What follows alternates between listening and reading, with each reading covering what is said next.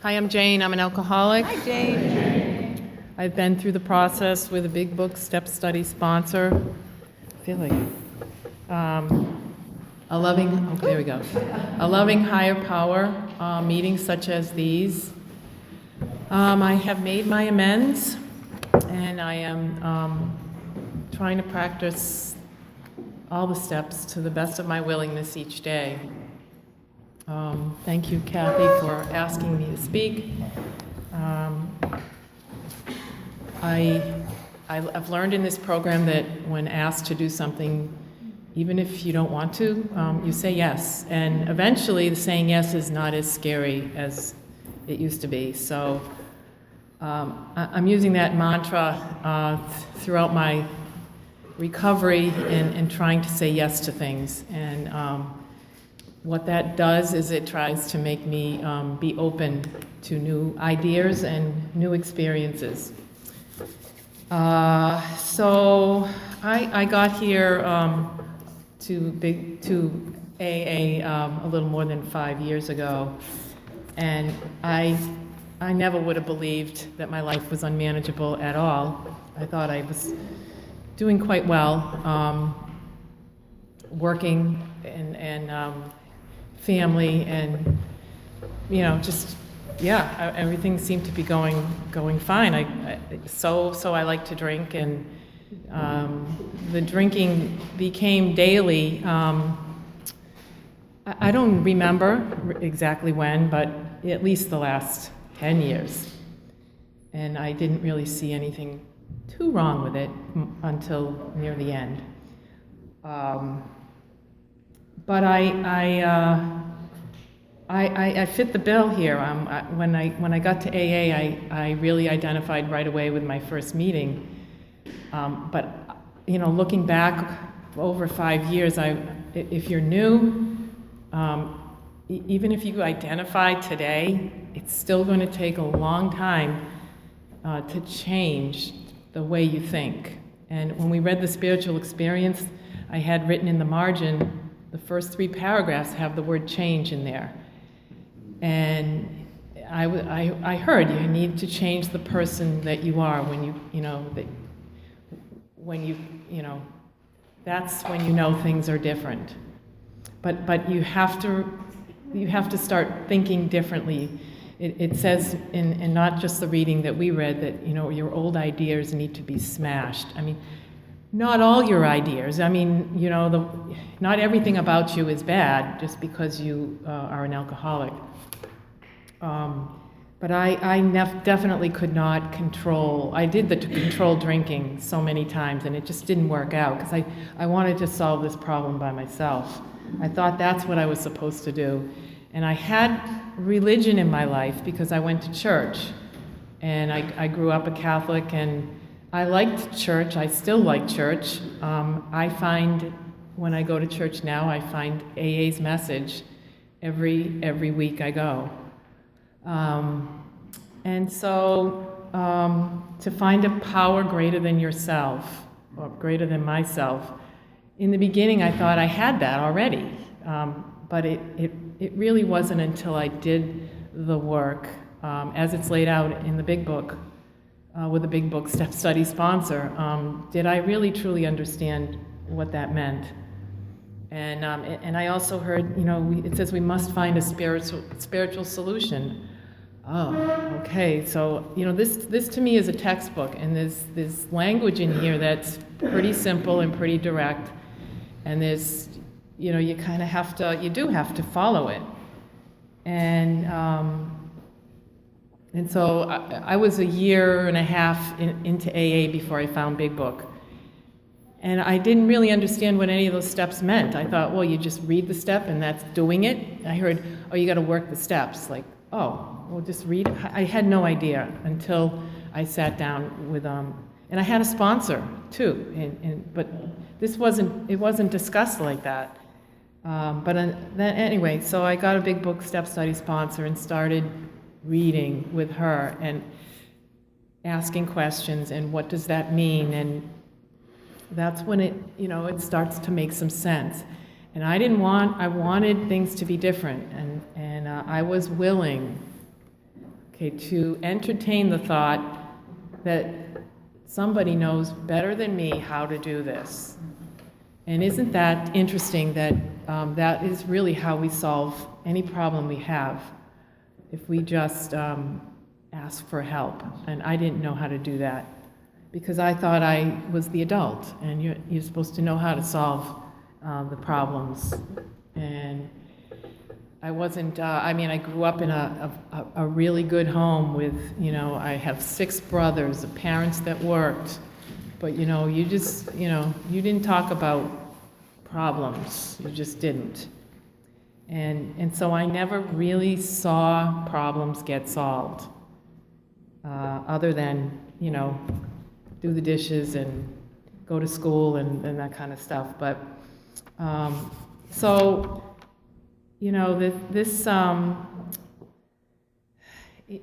I recently saw a young man, he's probably in his 30s. He spoke of when he was like 12, and it was down, I don't know what state, but down in the South.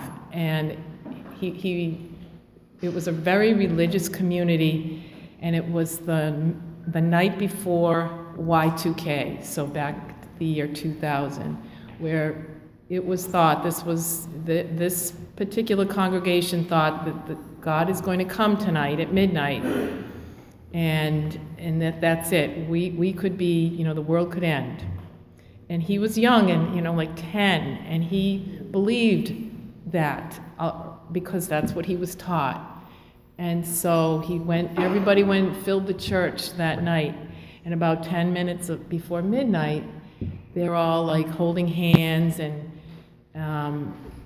just waiting for midnight.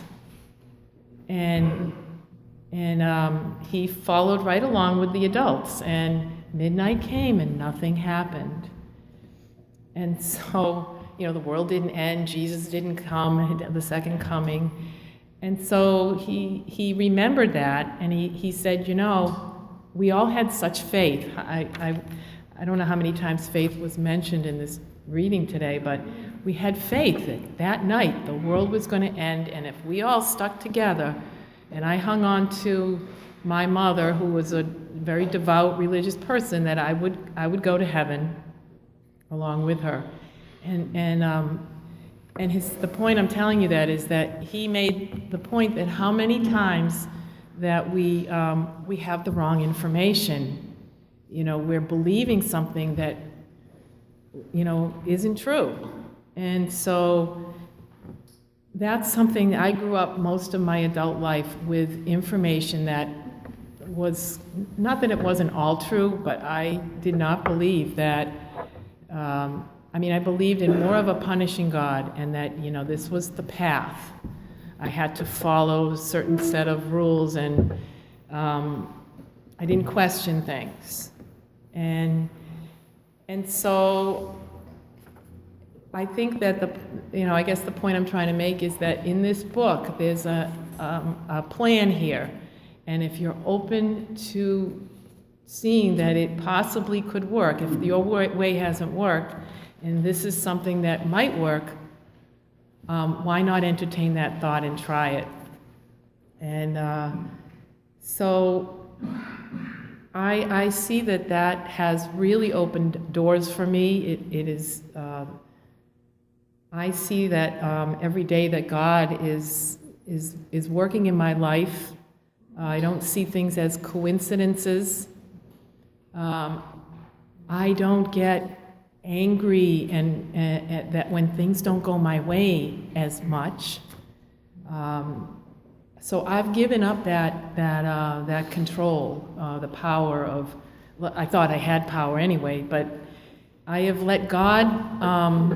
I'm giving Him the credit now, and I think He works through people. I know He does, and so we can let your conscience be your guide. This is something else I heard, that your conscience can give you wrong information too, and you need to check that. And just like a clock can give you it might be off a little bit.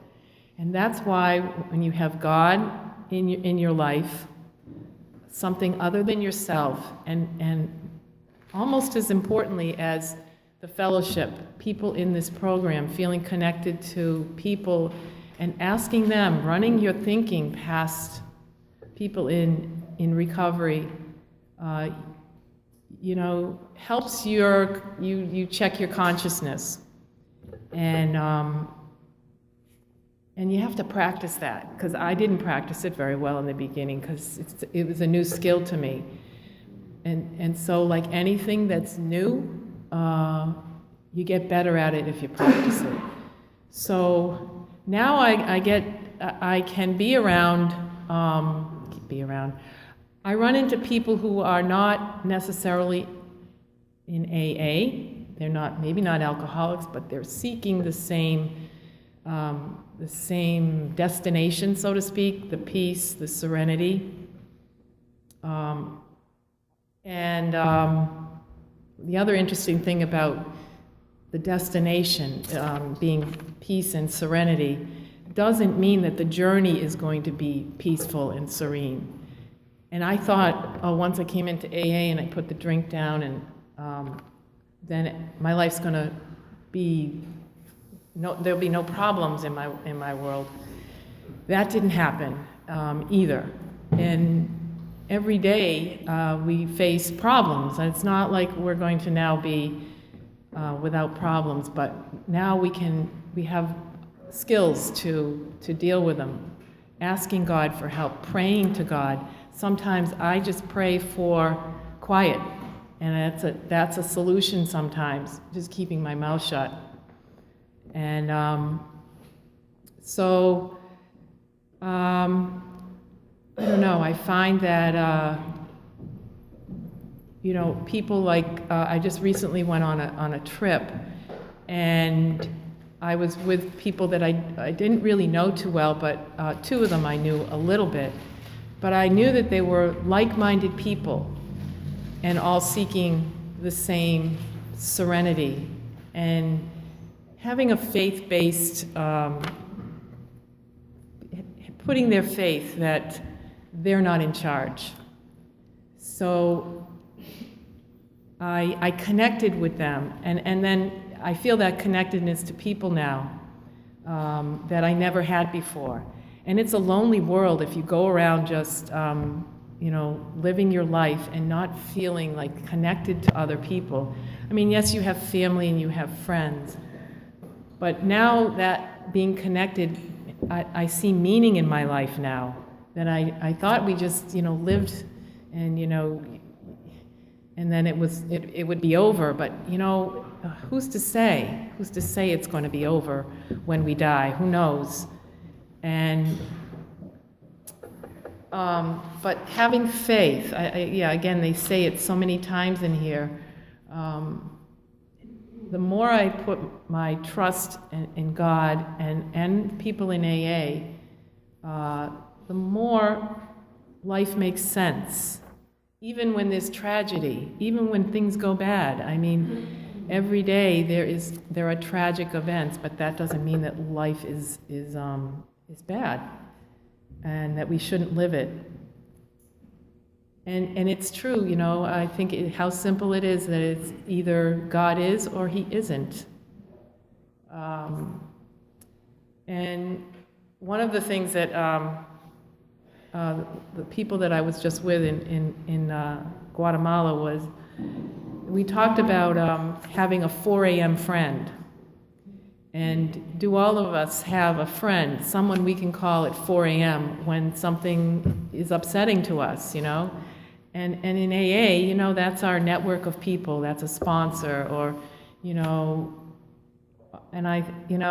was interesting that they speak. They talk about the similar concepts here, and not necessarily be alcoholic.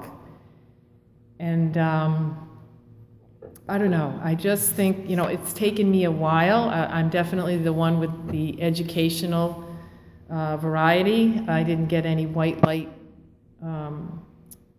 experience happen, but I can now see that in many respects, that the glass is really, it's not half empty. You know, I have seen different perspectives, and I entertain and I give credit to people who, I never gave people credit for their own perspective. Everyone you meet today knows something that you don't know. And perhaps you can learn something from them. And even just, acknowledging someone as you go through the grocery line. That happened to me not too long ago, and I couldn't believe how pleasant the experience turned out, because I looked up and said, "Hello, how do you say your name?" to the cashier. And it, the whole transaction was very pleasant, and it wasn't just a quiet, "Here's my money, give me my grocery," And so you never know that, that can be meaningful to someone. And